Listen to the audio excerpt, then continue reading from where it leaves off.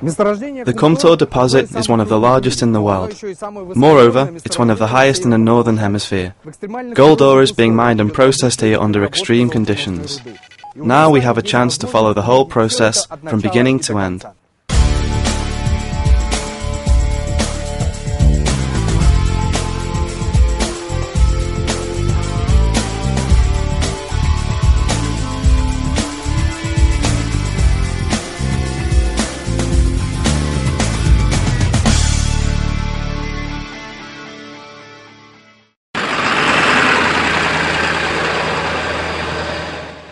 The mine, or site as the Kumtor employees call it in English, is located at an altitude of 4,000 meters above sea level, in a permafrost zone.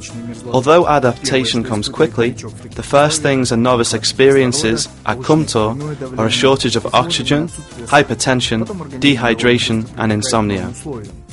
To see the high-altitude mine, we had to meet the basic health requirements set by Kumtor doctors.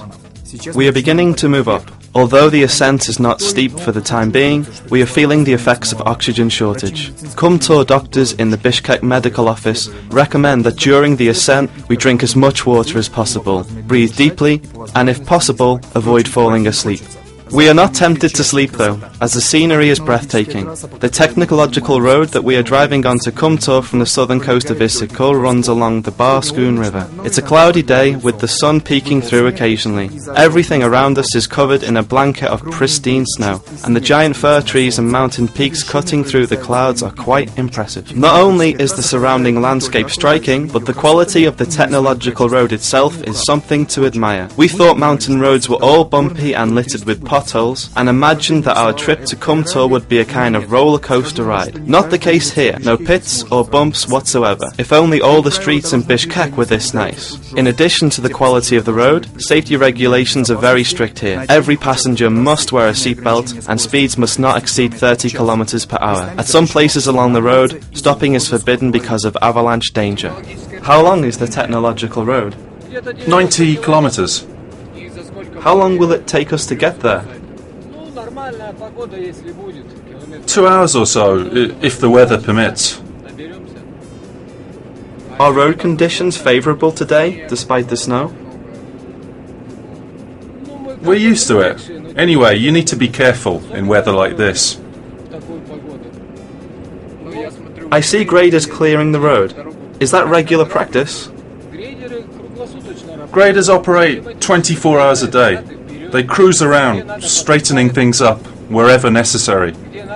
That's why the road's in such good condition.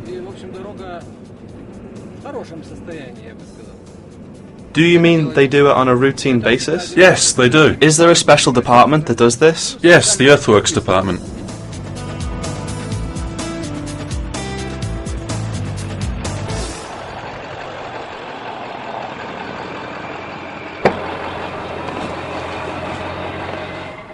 We have stopped at a place called Sarimoynak.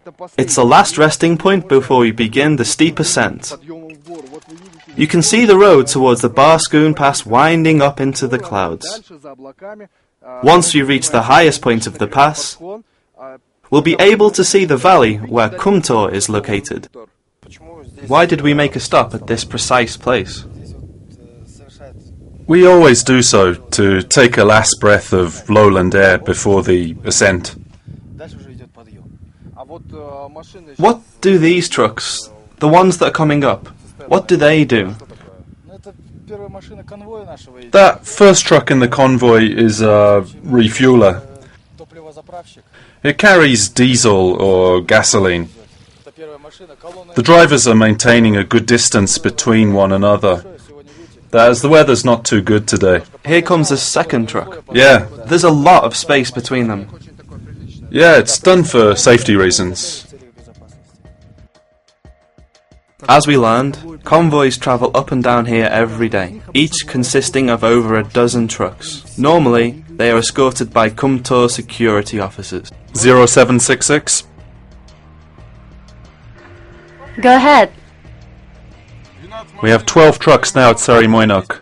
We'll start in 10 or 15 minutes after checking the chains.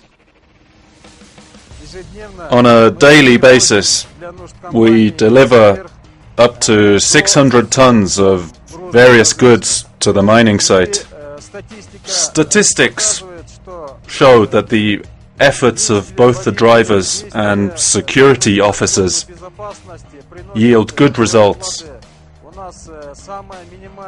We have very few accidents, even though normally there are 20 to 25 big trucks traveling up and down every day.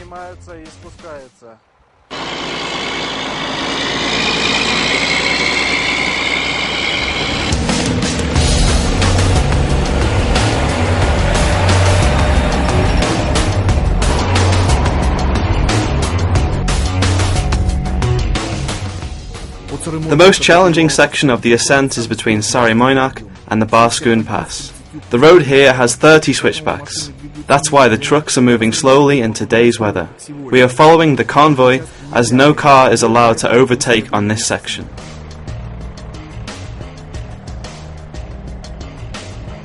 Fuel trucks form a long line stretching along the road. The first truck has arrived at the Barskoon Pass, while the last one is still far below. We decide not to wait for the last truck to arrive and move on.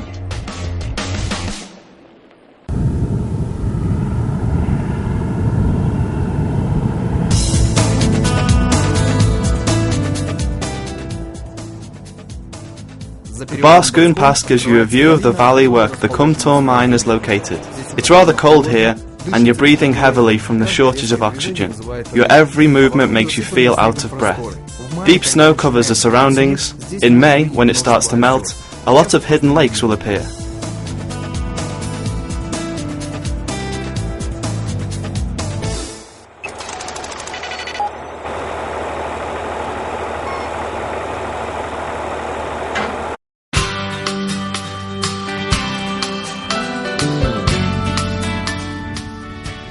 Before entering the mining site, we were stopped at a checkpoint. A security officer let us through after asking a few questions and checking our identification. In addition, security officers furnished our car with a rotating beacon and a reflective flag.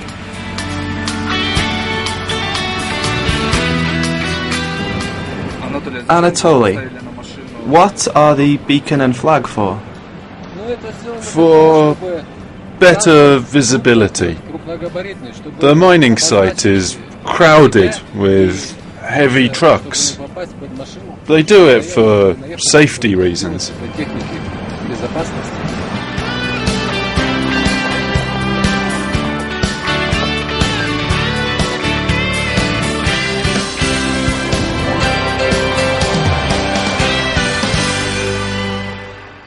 Before I can enter the mining site, I have to undergo one more procedure, a search. The point of the search is to prevent banned items such as weapons, illegal drugs or alcohol from getting into the mining site. Moreover, nobody is allowed onto the premises while drunk. As well as this, doctors warn against drinking alcohol the day before ascending to the mining site.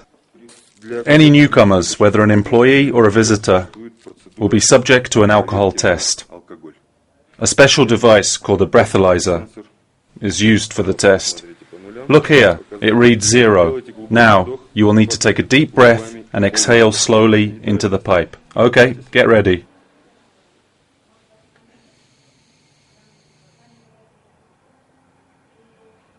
Thank you.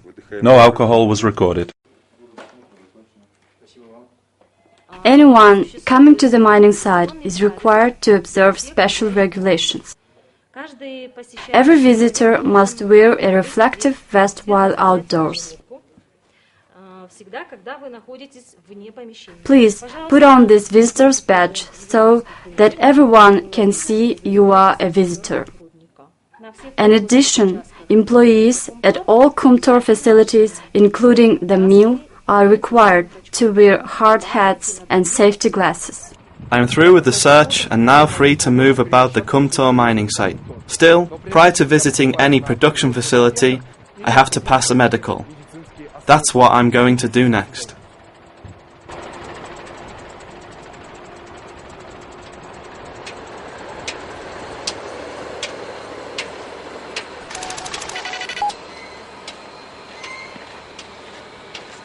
Although I have no serious health problems, I feel rather ill here, especially when I walk too fast or uphill.